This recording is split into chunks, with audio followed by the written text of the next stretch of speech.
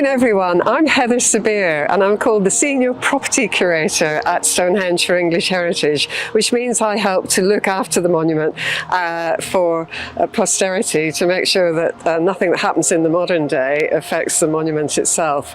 We're here on a very exciting evening.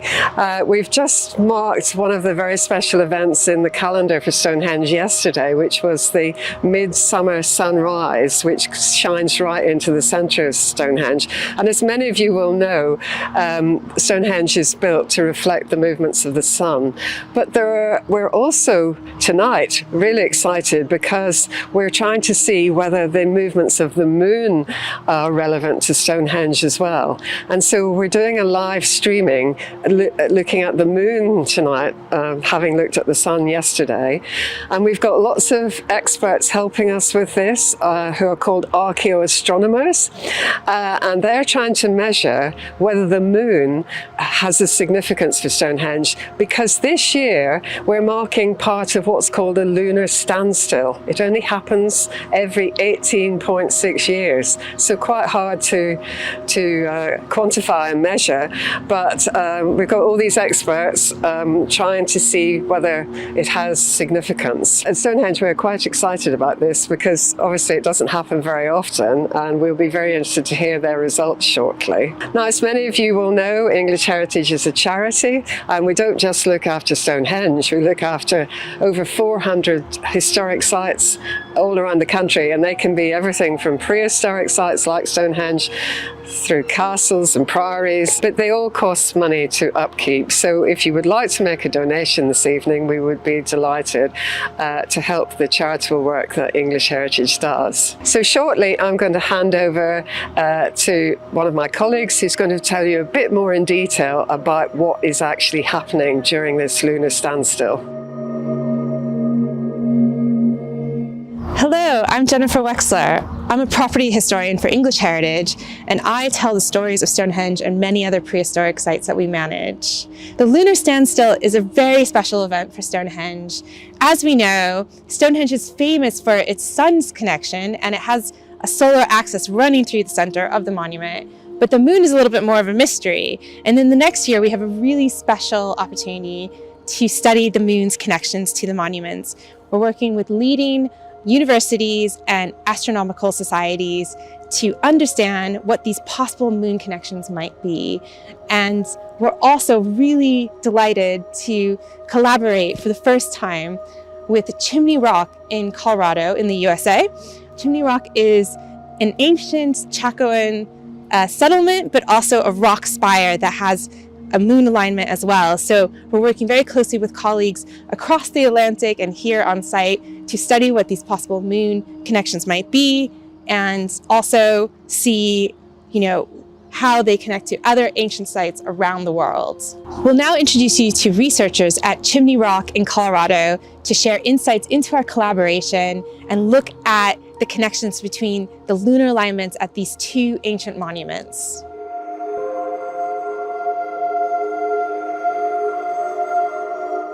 Hi, I'm Erica Ellingson, an astronomer at the University of Colorado in the United States. I'd like to tell you about a truly extraordinary location and how, like Stonehenge, it might have been a place for ancient moon watching. Chimney Rock National Monument is located in southwest Colorado in the southern Rocky Mountains. It's varied terrain with pine forests, deep river valleys, and desert grasslands, and it's home to mule deer, wild turkey, peregrine falcons, and other wildlife. One of the most prominent landscape features is a narrow, rocky ridge far above the river valley floor. These iconic rock formations began their building process about 100 million years ago in a vast and shallow sea. They are the thickest and hardest portions of an ancient beachfront, and so resisted weather, water, and glacial erosion more than the surrounding rock. The Upper Mesa at Chimney Rock held an important Native American settlement with ancestral Puebloan people living here between AD 925 and 1125. Along with their settlements in the river valleys and nearby hills and mesas, they built multi-storied buildings and ritual spaces on the top of the high ridge, a significant effort for this difficult-to-access place far above the valley floor. The Chimney Rock area holds deep spiritual significance for the 26 modern Pueblo and tribal communities that have cultural and traditional ties to the region. Today, descendants of the ancestral Pueblans return to this important place of cultural continuity for ceremonial and traditional purposes. The dramatic horizon at Chimney Rock naturally draws our attention, particularly to the northeast, to the gap between the pinnacles that can be seen from the very top of the ridge. Could there be an astronomical alignment, perhaps, like the human-built one at Stonehenge? The sun's annual swing through the sky from south to south again marks the change of the seasons. On any given day, the rising position of the sun can be used to track this important cycle. Here we see where the sun rises on the spring equinox in March, and then where it rises a few weeks later. Over the course of the year, the sun's rising position on the horizon swings through a fixed range of locations, with the most northern position at the June solstice and the southernmost position in December. This pattern is known and celebrated by cultures around the world, including the builders of Stonehenge. It was marked in other locations by the ancestral Pueblan people, who were sophisticated sky watchers and whose descendants today hold a rich heritage of sky lore. Could Chimney Rock function as a solar observing place? It turns out no. While there may be other sun-watching sites in the area, it's impossible to see the sun ever rise inside the gap between the rocks from the very narrow ridge at the top. The direction of the gap, a natural feature of the landscape, is just a little bit too far north. So are there other celestial objects that might be seen rising between the pinnacles? It turns out that even if the sun never reaches this position, it's just possible that the moon can. The sun and moon travel along paths through the sky that are very similar, but not exactly the same. The moon's orbit is tilted about 5 degrees relative to the apparent path of the sun. This is why we don't get eclipses every month. The sun passes just above or below the sun most of the time. In the simulation, we divide the sky into north and south with a blue line and mark the sun's path in yellow and the moon's path in green. You can see the sun's north limit on the right and its southern limit on the left. Now, let's look at the moon when it's near this northern limit. Can you see that the moon's orbital tilt lets it lie a little bit north of the sun? This is exactly what we're looking for. But the moon's orbit rolls backwards very slowly in time because of gravitational tugs from the Earth and the sun. During this cycle, the moon's northernmost position drops down to a minimum at a time we call the minor lunar standstill. After that, it rises again to its high northern position for the time we call the major lunar standstill. This entire cycle takes 18.6 years. You might imagine a moon watcher at Chimney Rock looking at the position of the winter full moon year by year. Most of the time, the moon stays within the sun's limits. But each year, it steps farther and farther north. Then, during a season that lasts just a couple of years, the moon's orbit will take it through the northernmost position, creating a dramatic moonrise between the stone pinnacles at Chimney Rock.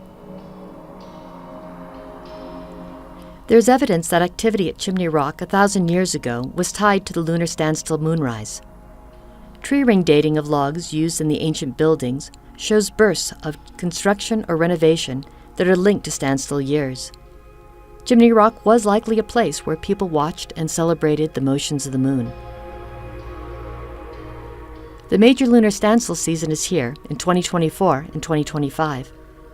My colleagues and I at the University of Colorado are working with the U.S. Forest Service, Griffith Observatory in Los Angeles, and Lowell Observatory in Arizona to create educational materials and events celebrating the moon at Chimney Rock. It's very difficult for many people to watch these moonrises. The trail is rocky and surrounded by steep cliffs. It's especially precarious at night. but we're making plans to use a satellite link to share the moonrise from this remote area. Everything has to be brought up in backpacks and set up on the narrow edge of the cliff. Then we wait for the moon, the same way that people waited 1,000 years ago. It's exciting to imagine two distinct cultures, at Stonehenge and Chimney Rock, Colorado, two sacred sites thousands of miles apart, gazing up at the same moon during lunar standstills. We hope that events like tonight at Stonehenge and our planned events in the fall at Chimney Rock will bring people together to celebrate our shared heritage of moon watching.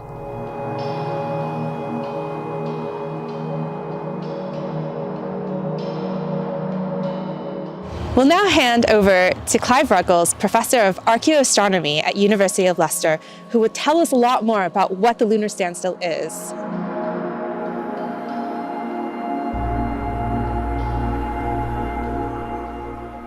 I'm standing by this model of Stonehenge, how it would have looked when it was complete. And you see how symmetrical it is, side to side around this axis. If you were standing in the middle of Stonehenge looking along the axis, and you were doing that on the morning of the longest day of the year, the June solstice, that's where you would have seen the sun rising. And of course, that's what tens of thousands of people come and do every June solstice. But you could stand in here and look at the sun rising on other days of the year. And if you did that over the year, if you were patient enough, you'd see the sunrise position moving along the horizon, gradually moving away from this position to a position over here. This is east, until it got down over here, south of east, and the winter solstice, the shortest day of the year, and then it comes back like a pendulum, swinging to and fro over a year. And that's where we get the word solstice from, sun stands still, solstice at each end. Well, the moon does the same thing, except that it does it in just 27 days. So if you were looking here and seeing the moonrise, you'd see the moonrise position shooting up and down the horizon every 27 days. And as if that's not enough, the big complication here is that those end positions for the moon themselves vary a bit. They wiggle a bit over a longer cycle. And that cycle is an 18-year cycle, 18.6 to be exact. And if you were looking at the end of that cycle, you'd see the moon swinging quite a bit further than the sun ever gets. And that time is called a major standstill. And at those times, the moon, from time to time, is rising exceptionally far north and rising exceptionally far south. Now, we're in one of those major standstill years this time. Around a year or two, either side of the major standstill, from time to time, you'll be able to see these extreme moonrises and sets in the other direction. And that's what's happening this year. But seeing these events isn't straightforward. It's not like just coming along every morning and looking at the sunrise, because the moon sets and rises at different times of the night. Half the time it rises or sets in daytime, has different phases, and of course the weather's a complication.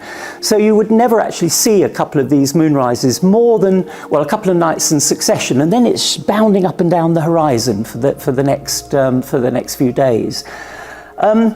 The interesting about Stonehenge, this is the solstitial axis. Here we have the 4 station stones, so-called, and if you look this way along the station stones, perpendicular to that axis, this is pointing at the direction where the moon, that southernmost rising position for the moon in this direction, and the northernmost in that direction.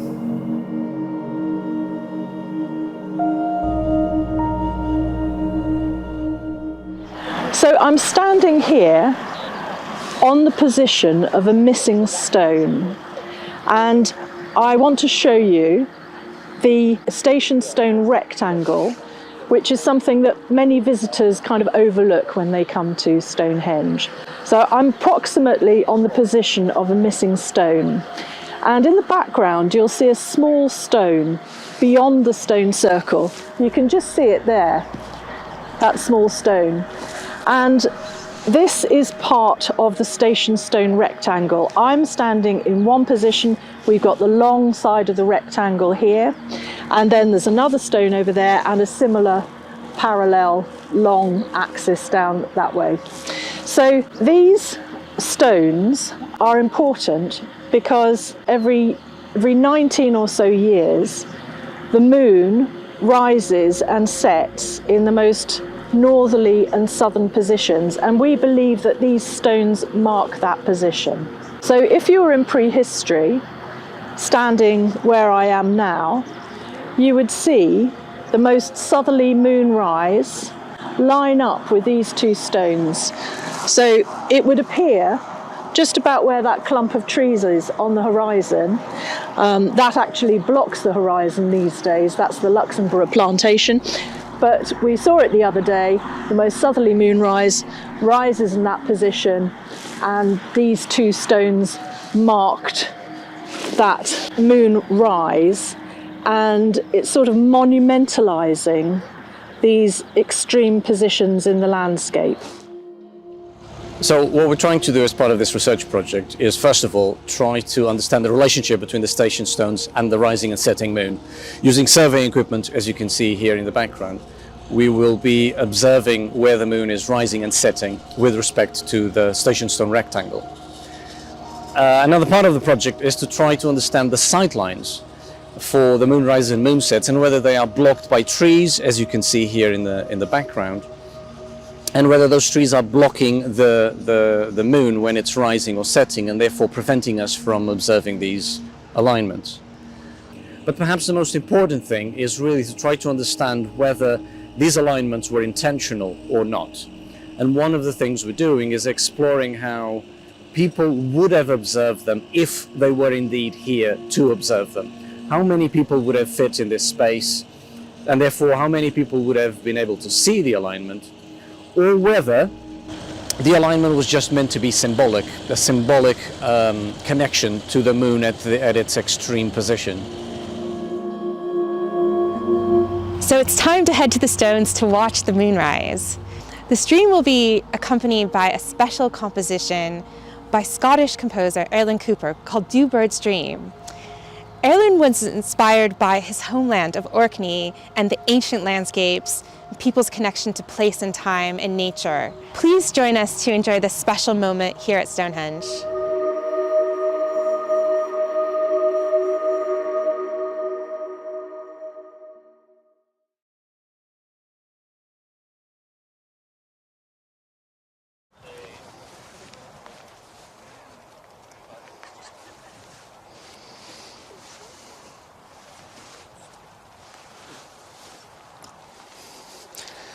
Well, hello again, I'm Clive. And I'm Fabio. Just in case you've forgotten in the last couple of minutes or else you've just switched on. And here we are, we're excited to be here. I have to tell you that while you've been watching the last 20 minutes, it's actually started raining here. But anyway, we're excited, aren't we? We are excited, we're very excited.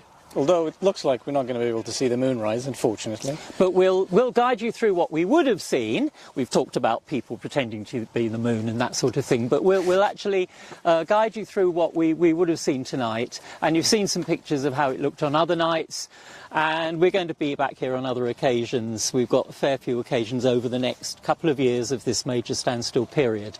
Indeed. So, yeah, where shall we start? Where you're looking on the horizon? So we're not exactly on the alignment. There are very good reasons for that, which we'll explain in a second. But where you need to be looking at, where you would see the moon rising if the clouds weren't covering it, is exactly on top of that tiny, tiny stone that you can see on the ground there. Not the big sarcens that you're used to, that small one in the distance, just underneath that, those trees. That's one of the station stones.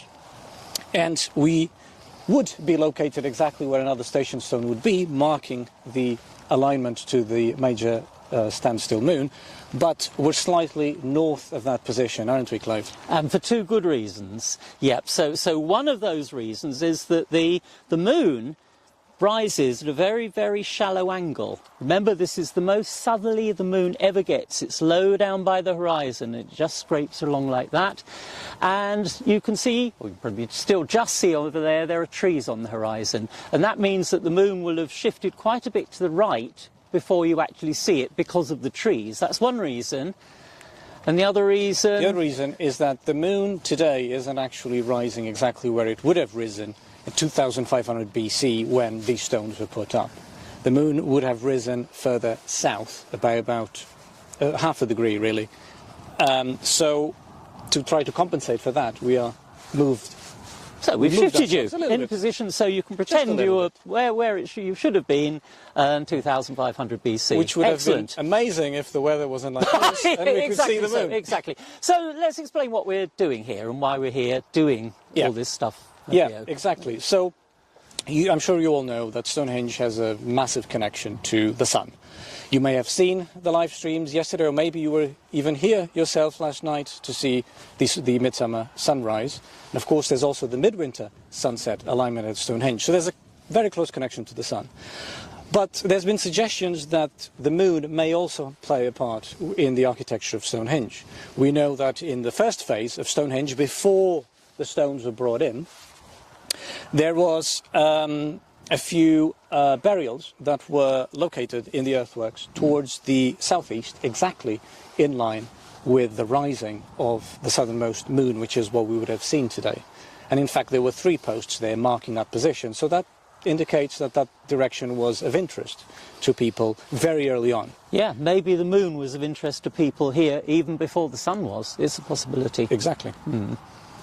But then in phase 2, when they bring the sarsen stones, they put these station stones that I've already mentioned in, and they form a rectangle, an almost perfect rectangle. That's part of what we're investigating, but it's almost perfect.